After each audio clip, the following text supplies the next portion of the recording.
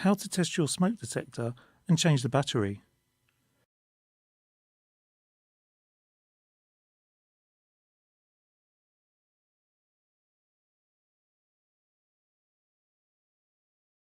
Press the smoke detector in order to test to see if it is working.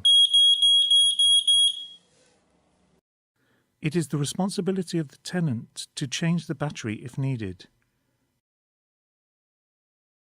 Remove the smoke detector by turning it anti-clockwise. Replace the old battery with a new one.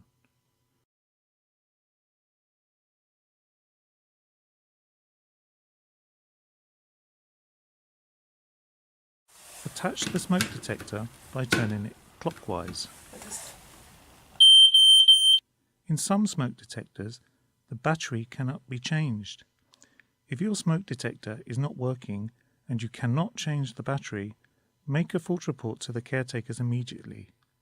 You will find the link in the video description below.